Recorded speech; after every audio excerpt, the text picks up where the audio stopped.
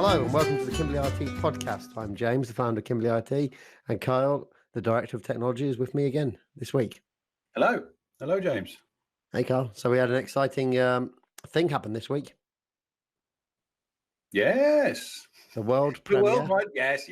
Worldwide premiere of our latest client story. That's right. So that went live on YouTube at 7 o'clock this morning, 7 a.m. this morning. We used the premiere feature in YouTube. First time I've ever used that. Yeah, I'd never seen that. Did you actually watch it live? I'm afraid I didn't. I know you didn't, because it told me how many people were watching. Yeah. It live. It was 2 people. That was me on the desktop and me on my mobile phone. Yeah, sorry about that, but I was with my daughter, so it was no can do. It's kind of interesting because I said it for 7 a.m., but it didn't actually start till 7:02 a.m. because there's a 2-minute timer that comes on. Right. Playing music, and it counts down from 2 minutes, and then it plays it at the end of the 2 minutes. So when you set a premiere for YouTube, you need to think about the 2-minute timer that comes up beforehand and actually set it 2 minutes earlier than you intend 2 minutes to. Early. Okay. Yeah. But it went through nicely. I enjoyed it. No one else did, but I enjoyed it as I was the only one watching it. I then straight away uploaded it after it had been on YouTube to the other platforms, LinkedIn. I was uploading it to Facebook, but it was taking ages. So actually, it hasn't gone live. Hasn't gone live on Facebook because I wanted to get it on LinkedIn first because that's where all the traffic is. Yeah, absolutely. After it being on YouTube, but because the file is almost a gigabyte big, it's a 2.5 minute client story. Go on our Kimbley IT channel to watch it if you haven't seen it already. It's in 4K, but that took on YouTube when I uploaded it earlier in the week to set it all up. It only took a few minutes on LinkedIn. I think on YouTube it was about 10 minutes to upload. Yep. LinkedIn, it was a good 25 minutes this morning before it uploaded, and then it was probably about another 5 or so minutes for it to process and come live. Same when I did it. Yeah, LinkedIn's definitely slower on that than YouTube is by a royal mile. Yeah, well, I was loading up to Facebook at the same time as LinkedIn, and I had to just. I know where the traffic is at LinkedIn. It's not on our Facebook page, so I just killed the Facebook page off the upload on that one just to give it all the bandwidth it needed to upload that, to see if I could speed it up. Didn't seem to make any difference. Just LinkedIn is very slow at uploading big files. Yeah. Couldn't go on Twitter, even though time-wise it's okay for Twitter. It's under their time limit, but they have a 15 megabyte limit on video files. Really? Wow. Yeah, so this one's nearly a gigabyte. It's, you have to link out. Basically, got to link out to YouTube from Twitter. Yeah, because there's no way I was going to be able to compress that down to 15 megabytes. The quality would be shocking. If you could have compressed that file down to 15 megabytes and retained the quality to 4K standard, we had a new business. Yes, for sure. But I don't think I'd even be able to retain it to 380p that YouTube originally ran on when it first started. Was it really? Was it 380p when it started? Wow. 360p. Okay. Yeah. I don't remember. 360 or 380, I can't remember. Yeah, it was, that was the highest maximum resolution you could do. Okay. At the time. But you've got to remember, this is when you had like Nokia phones that had plug-in cameras rather than built-in cameras when YouTube first came out. I know. I was trying to remember the other day some of the old phones that I used to have, and it's crazy to think those phones that were in between. They were past monochrome, but they weren't quite yet smartphone. Oh yeah, God, they were awful. The last Nokia I had was a 7210, and that had a weird shaped keyboard. It was a normal like rectangular phone, but it was all slanting numbers and stuff like that. And it didn't have a camera, but it had a camera clip on that you could plug into it. I see it. Yeah, I remember that phone. Oh yeah, it had a horrible keyboard to me. I didn't like that one bit. Yeah, it took a bit of time to get used to, but once you got it, it was okay. But yeah, that was 7210. The blue one was what I had. Okay. But yeah, it had a clip-on camera that you could plug onto it to take photos with. I don't even think you could take videos with it, and of course the photos were appalling. They weren't even VGA quality. Yeah, they were dreadful, weren't they? Anything you took on those phones were pointless. Yep.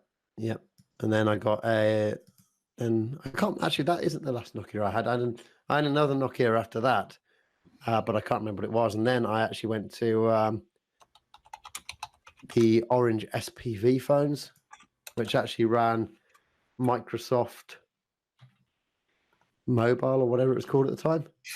Right. Okay. SPV C500. That was actually one of the most beautiful phones I ever used. So search for orange SPV C500. Okay. Orange what? SPV Yeah. C500. Yeah, I got it. Okay, it's coming up. Here we go. Yeah, it's really one of the nicest phones that I've ever used. Never. You know what, James? I've never seen one of those. Nobody I knew had one. The SPVs all ran Microsoft's mobile operating system. Okay. So it's pretty much the most advanced phones you could get. So I had pretty much everything from the SPV range until they stopped making those, and then I had one phone on Nokia, and then I was on to Android. I found the phone that I had for a while, which was the T610. Sony Ericsson T610. Yeah. I had several of those. Yeah, I know quite a bit about these old mobile phones because at this point in time, yes, I was at my university selling mobile phones. Ah, so these are all the phones these are all the phones I would have been selling. Oh, James, I've just seen the T68i, the Sony Ericsson T68i. I remember that thing. I thought it was really good. Well, anyway, we better get back onto track. So apart from the, you wouldn't have been able to watch our client story on those phones, that's for sure. Yes, that's for sure. Yes. Wouldn't have had the space to hold them. So this week you've been onboarding a new client in preparation for their go live date on Monday. That's right. Yep, they are an cloud accountancy firm based in Glasgow, and they had a lot of problems with their existing IT system. And I'd happened to have helped out one of the partners of the company about a year and a half ago with some G Suite issues. I think he'd had some problems with some data in his drive, and I helped him. One of those things where someone asks you for some help, and it's like literally a 2-minute job for you, but it's a big deal for them. So you just go, here, I'll have this, no worries. And stayed in touch with the guy. And then he decided when he was thinking of someone else to ask me, could we help out? It was great. Phone call in the car, phone call the next day, done deal at the end of the day, which does tend to how it be. When people are ready to go and they like what you've got to say and your number's right on the money, deals get done pretty quick.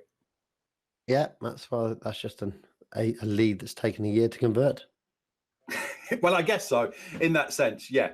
But what's different, I think these days, James, when someone approaches you, the time from when they talk to you to when they complete can be very, very quick. Yeah, that's true. And what also is different is that in the past, you wouldn't typically have a year to sell something to somebody because you wouldn't have had the social technology to keep in contact for that long and to put out content for them to follow and keep interested in what you're doing. You'd have spoken to them, that would be it, and then you'd have them on an old database somewhere, and then you'd call them up every once a quarter. Are you ready yet? Are you ready yet? But now you can just help somebody out, connect with them, and they're going to see it. And that when it comes to the point that they need you, they're going to contact you, which is basically what all our marketing is about. All our marketing is brand awareness. Yeah. We're just there all the time. Yep. Saw a LinkedIn post this morning from somebody I know that's been very successful. She's a Cloud Zero trainer, an accountancy zero guru typey person, and she said the same. She just helps people on waits and puts out a content on waits, and people get in touch, and she gets customers that way. Yep. Long game. So yeah, that was good. And they'll switch over to Gmail later today, and we'll be go live Monday morning, and I'll be helping them remotely. All happy days. Yeah, it's an interesting go live because typically in the past, every client we've ever gone live with is we've actually gone and visited them, but Scotland's a bit difficult to get to. I even mentioned about doing it originally, and she said no. She was like, no. Both the parts were like, really? I don't think you need to. Which part of Scotland did you say? Glasgow? Yeah, in Glasgow. 2 home offices. Luckily, we've got great friends up in Glasgow. If we do need any help, we have one of the best G Suite partners in Scotland is located in Glasgow. So, Colin, if you're listening, we might be giving you a call if we need your help. Yeah, that's right. I reckon we'll be all right though. Oh yeah, same here. Then you've got something about you're going to be making some videos at home this week. Are you going to be putting them on the internet? Or I don't want to get confused again. Right, when it says coming week, is that next week or not? Yeah, that's next week. It is next week. So, just so everyone knows, we're going to be back on Mondays as of next week. It's just this week I was suffering from a chest infection and lost my voice, and therefore, couldn't do the podcast. It might have been a benefit for everyone listening who doesn't want to hear me, but it would be a bit hard for Carl to do it on his own and have the same amount of banter. True.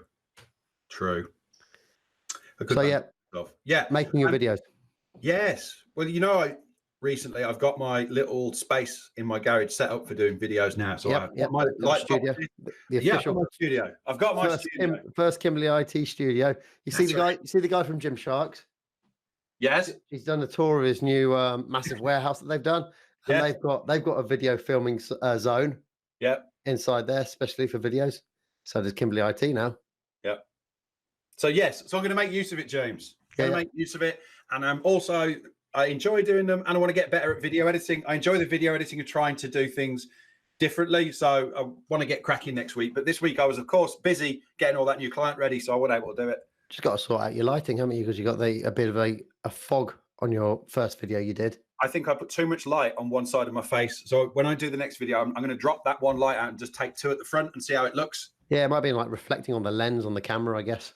I think what I might do actually is I'll do a little quick video and I'll share it with you on YouTube, and you can see what you think with your. So it's not but I'll be biased because you just are. So you can tell me what you think. Hit the light. Yeah. So yeah, that's me next week really. I'm just going to be editing. I might start editing the second client story video that's going to come out. So at the Charade Accident Repair Centre, where we've just shown you we just premiered our first client story. We've probably got 3 coming out of that client based on the amount of video and interviews that I got done on the day. There's definitely another one coming out. There's definitely another 2 coming out because we've got another one with Steve that's going to be G Suite focused. Yep. So the first video was just focused about us and our IT support services that we've given them. So the next one's going to be G Suite focused, and then the third one is going to be with Lisa. And there's a potential I might be able to make 2 out of Lisa's interview. We then interviewed another 2 guys, but they're a bit camera shy and got a bit nervous in front of the cameras, and it might be a bit difficult getting anything out of that content, but we'll see what we can do. Yeah. When I was chatting with the guy today, he said, I'm just not comfortable in front of the camera. It really, really makes me nervous. And that's how it is for some people. That's how it is for everybody. There's no one is comfortable in front of the camera immediately, and that's the first time they've ever been on camera. Everybody, even like the most famous actors in the world, it takes them a while to get used to the camera. No one goes into a studio for the first time and is natural in front of the camera. Yeah, okay, I can get that. So that focus section, this is more about your kind of stuff, so I'll let you lead.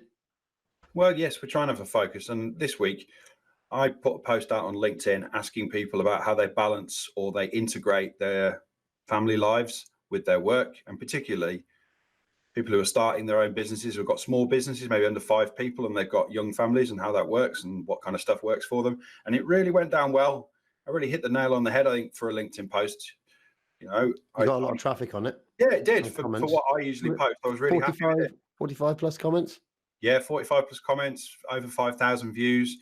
To some people, that's not a huge amount. That's quite big. That's good for me. I don't normally see that kind of stuff.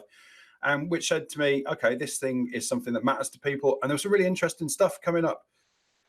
People talking about, one of our customers was talking about how they're reducing to a 4-day week so that they can have a 3-day weekend. And I thought that was quite smart that they were doing that. And that was by finding efficiencies through all different ways. Some of it through the system we provide, some of it through the software they choose, some of it through the other ways they work, so that they could shave off the time needed so that they could go down to a 4-day week. Yeah. And that was purely done because the owner of the business, the leader of the business wants to have their staff work less hours, and to use that as as something, as a reason why you'd want to join that company, why you'd want to believe in that business. It was their values, and there were quite a lot of people sharing the same sort of stuff was coming up. It's changing from what work used to be like. Well, like I said for quite a few years now, that work-life balance doesn't exist. It's not what young people are after. They're after work-life integration. What the difference is, work-life balance is where you've got 2 separate aspects. You've got where you go. I'm going to be working now. And then you have a separate area where I'm going to have my life, but it's not going to the 2 will never meet. That's not what young people want. They want integration, where integration allows you to decide, okay, I'm going to do my work now, and I might do some work a bit later. I might have a gap in the middle of the day, but I'm still always contactable. I'm still always available. I'm around. I can flex because I've been given the tools that allow me the flexibility. I can now work when I need and when I want to, rather than having two completely separate, isolated areas, which you do with the work-life balance model.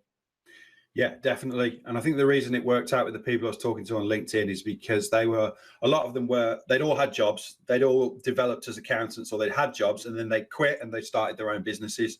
And so when you start your own business, or you're in the starting part of a business, work and life have to be the same thing. There isn't a time when I'm not at work, and there also isn't a time when I'm not a dad, when I'm not doing something at home at the same time. It's all about integration. Yeah, there's no difference between the two. I don't really switch on and off in a traditional sense. Like you're saying, you go to work at 9 o'clock. I am now not Kyle. I am the employee until 5, and then I'm Kyle again when I come home. Yeah. And I think those people got that. And more of the businesses are understanding that that's what young people want. And it's attracting young people, and it's helping them be successful. And the companies that don't change their ideology and are still doing 9 to 5, and you must be watched by a manager and all that, are finding it more difficult. I put a post on LinkedIn actually earlier in the week. It got 0 traction, but I found it quite interesting. It's by the Harvard Business Review. So it's well sourced, well researched, and it's talking about work-life integration. Is it time to let employees work from anywhere? And there were 2 amazing statistics on this, this is what I thought people would be interested in, but clearly not. But if you allow your employees the ability to work from anywhere, they'll generally accept 8% less pay. Interesting. And that's interesting. Yeah, exactly. Yeah, because it's true. This has been the case for quite a few years now, that a millennial will accept less pay for the flexibility of being able to do what they want to do and work when they want to work. So if they want to work from home, they can. If they want to work while they're commuting, or they want to skip the morning commute and come in later and work from home, they're willing to do that. It's also linked in as well to the software they're using. Millennials will also accept less pay for better software to use and better computers. Was that an asked question? Was that recorded? The about the 8%, wanting less pay from being able to work from anywhere. No, I know the less pay was. The software one, or is that your? This isn't in the this Harvard Business Review, but this is in. I've definitely read this in an article from a few years ago, because the first major blog post I ever wrote with Kimbley IT, probably back in 2015, 16, was about work-life balance, work-life integration.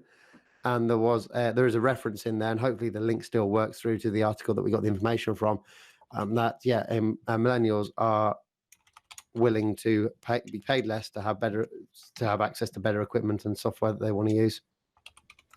The other important statistic in this Harvard Business Review LinkedIn was that employees that were allowed to shift to working from home, work-life integration model, their productivity increased by an average of 13% as well. So you're paying them 8% less, and they're 13% more productive. So it's kind of like a no-brainer. We should be pitching. We should be blogging this, James. Yep, for sure. There are people I meet out there who run businesses, own businesses, and they won't listen until you show them that, until you tell them that kind of number thing, because it makes money in their eye. And then they'll listen to you. So they listen to you, but they won't until you show them the money. That's super interesting, and it makes. The article is it time to let employees work from anywhere? And it's from the Harvard Business Review, hbr.org. Is it a recent published case? Oh yeah, this has only came out last week. Oh, okay. August the 14th was when it was published. Sound. I will definitely have the link off you and read that. I like Harvard Business Review. They do some good stuff. Yeah, I follow them, and they do have some really good stuff on that, and it's nicely sourced and referenced, so it's a very trustworthy news source on the statistics. I don't know. Hear me out on this one, James. What this rings true with me. I've got a couple of people I know that talk about generational differences and how that affects how people work. And one of the things with millennials and the generation younger than that is that they want response. They want to feel that their voice is heard. They want to take part, and they want some autonomy right from the very beginning when they start in an organization. They don't want to be, you're junior grunt, and you got to do 5 years of being grunt and crapped on until you're listened to. Because that's how they were brought up by their parents, they were brought up by teachers and parents to communicate and to have a viewpoint, even though they may not win. They were allowed to be heard, and then they were debated as to why you were right or why you were wrong. Do you think that education, that history, that point of view has got something to do with why that works for them? Say that again. I lost concentration halfway through. Oh, that's okay. What I'm suggesting is people of my generation were brought up with the attitude, do as you're told, shut up and get on with things, or you get in trouble or whatever. Millennials were brought up with, okay, James, what would you like to do? What's your opinion when you're like 12 years old? What do you think? And you were allowed to give it. And when you got to becoming an adult, you wanted to work for a company that listened to you. You want to be heard. You want autonomy. You want to be trusted. You don't want to be told, do this, do that, do this, do that. Then you got no choice in anything. You do as we tell you.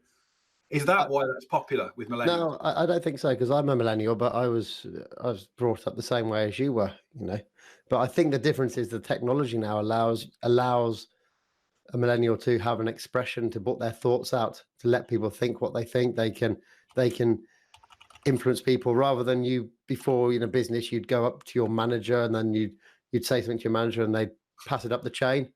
You can skip the chain out and now go directly to the top. You have a much more, you can see what's going on. You've got all this information. You can see how people are operating. You can get in contact with the people you want to get in contact with. You don't have to go through a chain of command and respect people who are above you. You can skip them out. You can go and do your own thing. You don't have to. I think it's actually, they're brought up the same way as you were, but they've got the tools that allow them to now express themselves to anybody in the world and do whatever they want in the world quite easily. And that's why there's a difference. I think it's to do with the tools, not to do they were brought up, the tools they have access to. All right. I don't know. It's interesting. But perhaps at some point, you and I should talk about that more. And I think that can be shown by LinkedIn. If you go and check any millennial on LinkedIn, look how many jobs they've had. The vast majority have lots and lots of jobs. And that's because if they don't like something, they'll move on, because they've now got the tools to easily move on to another job elsewhere, which they didn't have in the past. In the past, you'd be going out, handing out your CV, writing covering letters and all that kind of stuff. You don't need to do that anymore. You've got the tools to go and find something else that you want to do almost instantaneously. So if you do have a bad day with your boss, or you've had a bad few months with the boss and you're not enjoying it anymore, you can quickly flick and go do something else quite easily. You can even set up your own business, because the internet just levels everything for everybody. In the past, you'd have to tough it out, because you're not going to be able to do a move or change things as quickly as you can now. Yeah, that's a fair point. Even my parents were discussing that yesterday, who are 69 and 75, and they were both saying, wow, how they would feel if they were in their late 20s now, and what they would do, and what, would they cycle around the world or something? They might well do, because they can get it. They can understand that opportunity is so immense compared to what they had. Like, you were thankful for a job in their day and you got on with it, and you're expected to do 30 years and come out with a gold clock. Yeah. Stuff like that.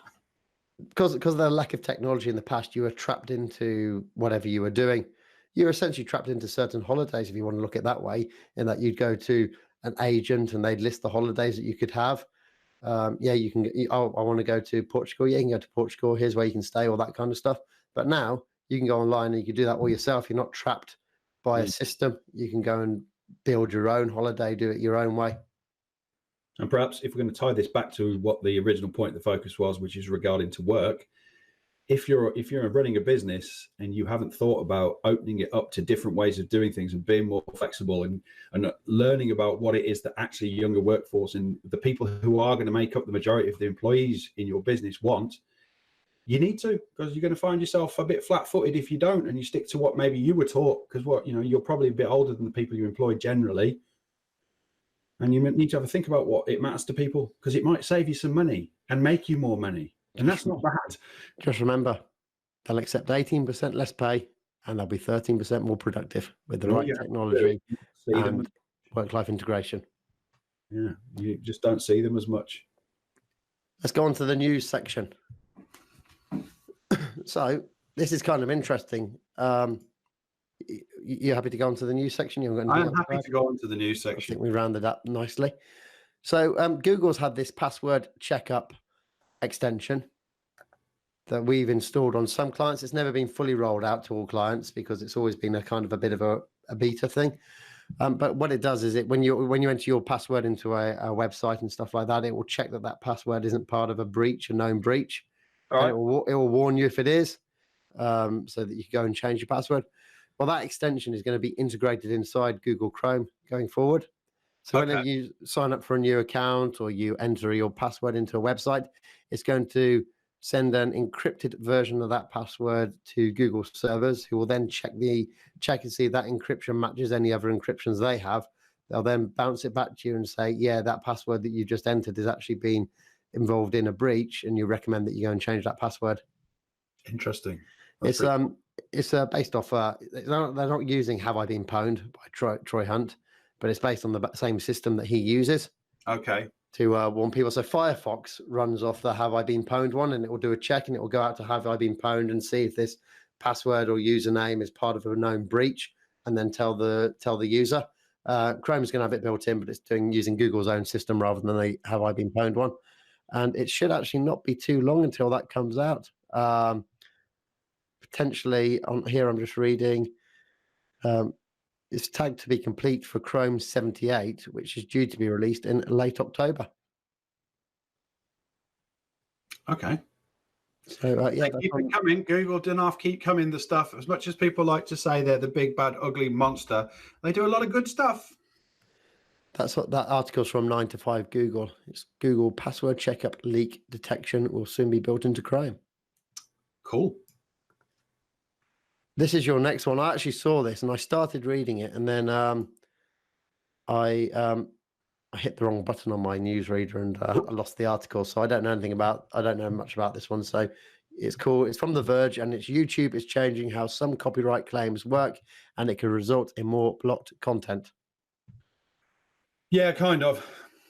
YouTube, huge. Loads of people making their own content. Some of it's fabulous. It's great stuff to watch. When you make your own content, it's quite easy sometimes to maybe reference another person's work, and therefore you may be infringement of copyright. However, it's got a bit silly recently because the record industry have started coming after people on YouTube videos who, for example, have maybe got a shot of a car driving past, and as the car drives past, it's playing a song, and that song is copyrighted, of course. Yeah. And they are having the whole video closed down by YouTube for copyright infringement for 4 seconds. That's interesting because I've had that happen to me. So me and my friend Chris, you probably don't know, but there was a racing formula called the A1GP. Right. Okay. I didn't. It was a race of nations. So you had 2 drivers from the United Kingdom, from China, from Spain, from America, all around. It was the A1GP race of nations. And we went to the first ever race of that at Brands Hatch. And we filmed a little documentary when we were doing it. We were experimenting with documentaries. This is really quite... I don't know. This is when the first A1GP was. It would be early 2000s. And it turned out during the filming, so it was 2005. So it was the first one we went to. It was 2005. There was a band playing. It's a famous band. I've forgotten their name. It's an electro band anyway. I've forgotten who they are. Really well famous, but I've forgotten the name.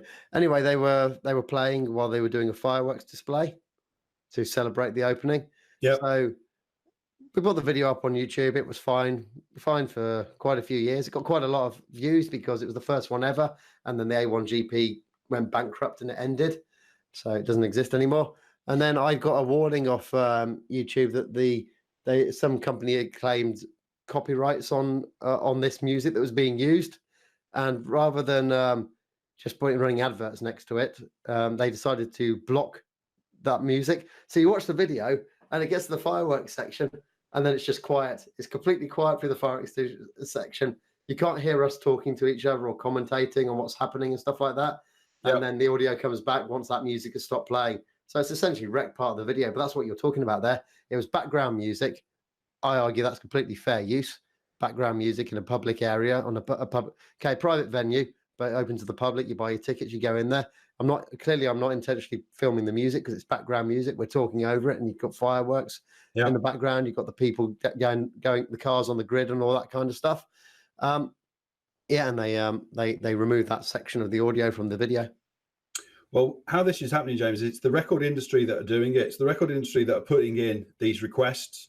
And what Google have decided to do is make it a little bit more fair. They've asked them to they've asked to change the way that they put in these requests. And Google will now, when they receive one of these, they will go to the content creator and give them the opportunity to remove and edit that sound clip out without taking the video down, without demonetizing it for them. So they have the opportunity to move that section, but not block the video. I also read, I don't know if it's in this article as well, that they're going to allow YouTube creators to, when you want to appeal, you can now do a video appeal. Okay. So before you only had a text box that you had to fill in, and it was always ignored and always rejected. But now you can actually send a video appeal to YouTube of why you disagree with what's going on, which is another way of getting in contact with them. YouTube, you'll see this a lot with big creators. They always complain of how bad YouTube is to get in contact with and get reason from them. So I don't know if that's going to help or not, being able to do it, but at least it's another way to get in contact. And I suspect it can be. If you can do a video appeal, you can actually show them the video and say, actually, no, you can see that this is background music or whatever. Why should I remove that? It's not intentional. I'm not promoting that music. It's not like I'm recording the whole song. It's a snippet. I don't personally think it's really YouTube on this one, James. It's the recording. It's the MCCA industry. It's the record industry. They went crazy for it in the late 80s when I was into hip hop and sampling was happening. And they closed all that stuff down and they sued everyone over sampling beats. Then they went nuts over Napster. They've hated it. They've always hated digital technology advancements in the music industry. Like if I hear, and there's a reference in this one, somebody spoke a line from a Bon Jovi song in a video clip, they quoted it, and they got the video closed down for copyright infringement. I mean, come on. How's that going to stop the sales of Bon Jovi records? If anything, it's going to promote the sales of Bon Jovi records. Yeah, it doesn't. So the record industry, I don't think, will ever stop in its desperate attempt to roll back the clock and make money again like it did in the 1970s. It's desperate to do it and it won't stop. And YouTube, I think, are saying, we'll have some of that, but we're not having all of it. Well, I haven't read the article, but based on what you're saying, it actually sounds like an improvement. So it seems like YouTube are saying, if you blatantly play a music video in your video, then we're going to shut you down. If you have a sound in the background that goes past or is incidental, we'll ask you and give you the opportunity to clip it. Yeah. But we're not going to take the whole video down because that's rubbish. Yep. That's censorship. So it's a good step, I think. Literally, the way to sort this out would be if Apple owned YouTube. Because if Apple did own YouTube, right? No one takes on Apple. Oh, okay. Apple is basically the company that made digital downloads available to people because it told the music industry this is what's going to happen, and then we're going to take 30% of everything that gets downloaded as well. True. No one messes with Apple because the brand is so powerful, and they got the money. Yep. They got the money. Yeah, well, Google's got the money, but it's the brand of Apple. It's the brand of Apple that scares other businesses from messing with Apple. Yeah. Because you don't want Apple to be an enemy of you. Look what happened when Apple was an enemy of Adobe and it killed Flash for them. Okay. Deserved to be put out of its misery, though. Oh yeah, for sure. But Apple does do some good things when it's with its power. So this is another one of yours. AI reads books out loud in. That's not what I called it. You've changed its name. I've changed the title because I read it afterwards and it didn't have any reference to your title was. Your title was false news. So I changed the title back to what its original title was. Report false news. This story is showing how deep fake or artificial intelligence is able to recreate newsreaders and other voices. So what you're likely to see in the future is more and more of the people on the news, on the weather and things like that won't be real people. They will be AI creations. And now we are having AIs being able to read a book written by an author in the author's voice by using the AI to do it rather than the author having to do the read of the book.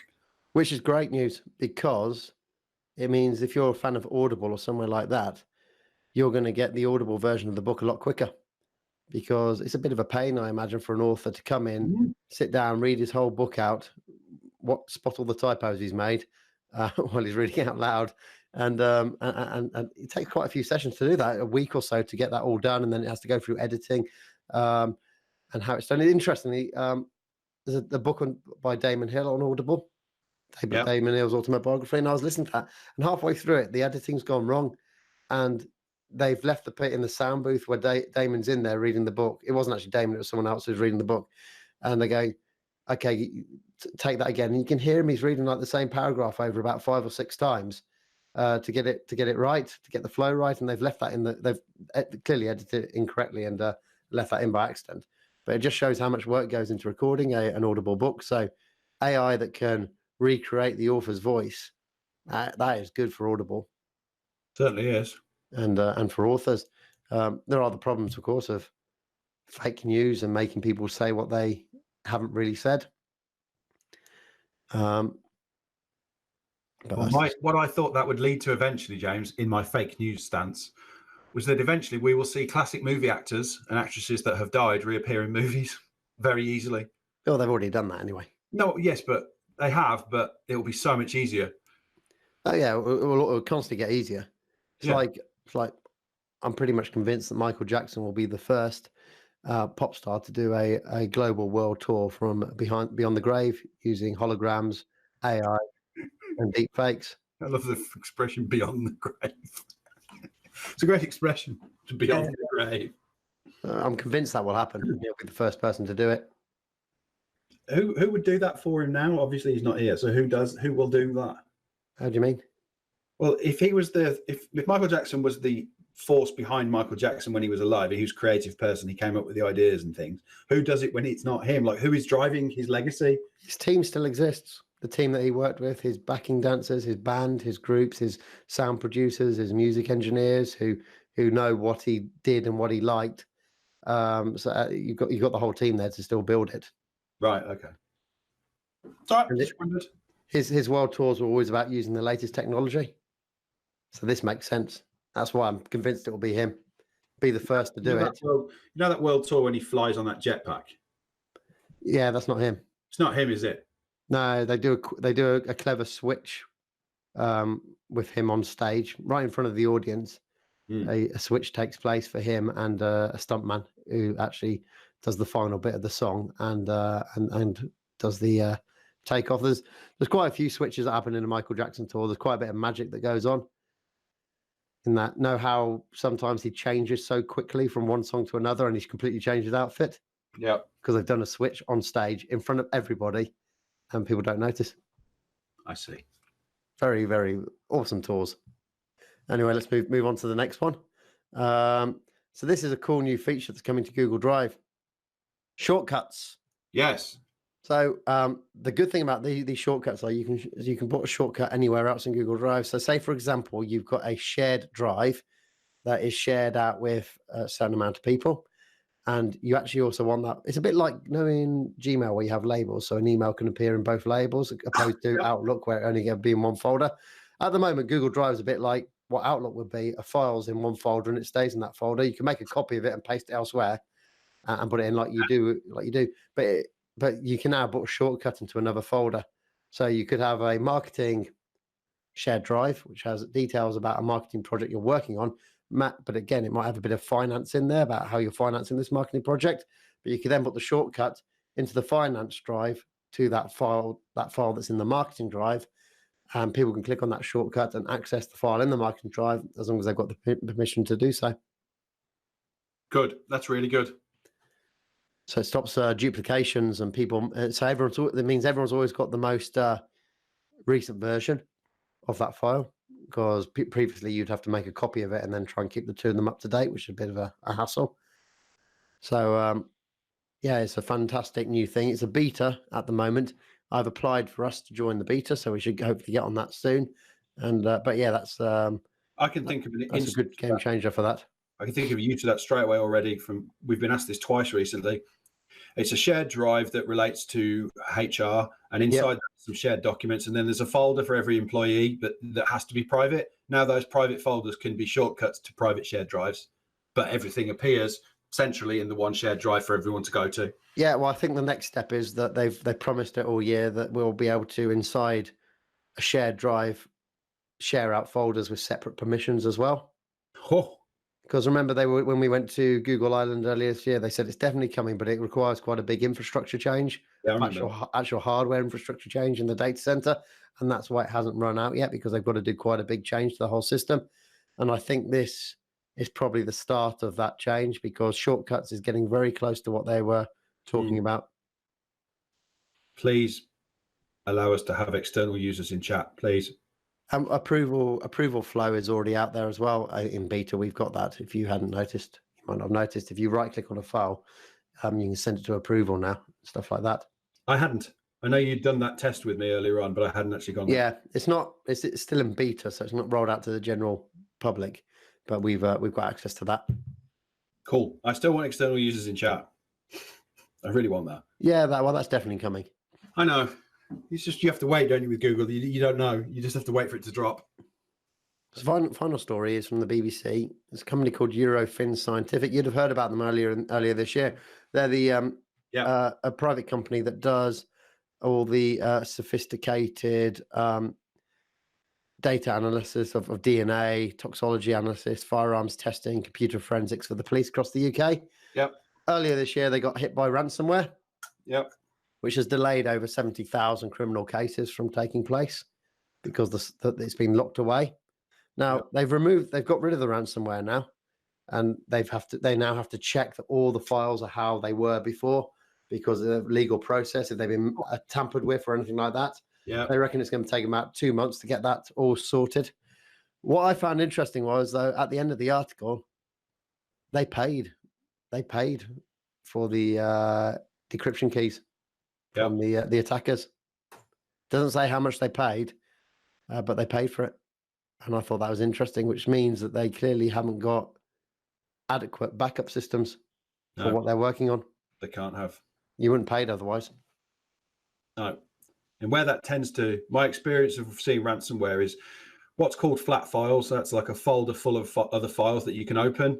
Generally, you can back those up quite easily and restore them quite easily. It might take some time, but usually it's not too complicated. It's when people have got database systems, interconnected database systems. They're really hard to actually back up when you run them on your own servers. Really difficult. And I reckon it'll be something like that. Yep. They got the backups, but they couldn't put it back together and make it work again because no one probably ever tested it because it's too expensive to do or too big to realistically reproduce. Yeah, so they found themselves in that situation. It's a reason why putting stuff into cloud computing, not just G Suite, but into Google Cloud and things like that, has a lot of sense to it. We have no rant this week because we're in a good mood. Yeah, okay. So recommendations. I'll do my recommendation. You can think of one while you're doing it. So this is a new true crime podcast called The Clearing from Gimlet. It's about a guy called Ed Edwards. And if you do a quick search on Ed Edwards, he is probably the most prolific serial killer of all time in America. Oh, okay. They don't know Edward Edwards. Yep, Ed Edwards. They don't know how many people he's killed, but how he got caught was interesting in that it was his daughter who reported him to the police. There was a crime that happened in the 60s, and she wasn't born in the 60s. It happened in about the 1980s. He started killing in the 60s, and this was a crime that happened in the 80s. She moved around. They moved around the America a lot. It seems as soon as he committed a crime, they were off somewhere else.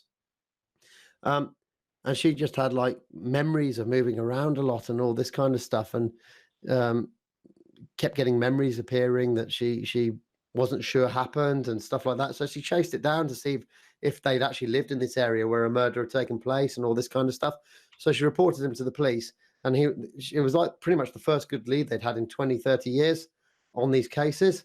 And they looked into it, and actually he was someone who was of interest at the time, but the police kind of lost touch with him and never followed him in. And now the whole podcast goes into a lot more detail about what he's been up to. And it wasn't until the early, something like 2009 or something like that, when he got finally arrested. Okay. He died in prison, so he never got charged. He died in prison a few years later, but he admitted to some of the crimes, but he's suspected to be involved in many, many, many crimes across the United States, potentially linked to some very, very big serial killer cases. And Ed Edwards, and it's called The Clearing by Gimlet. And yeah, fascinating, really good podcast.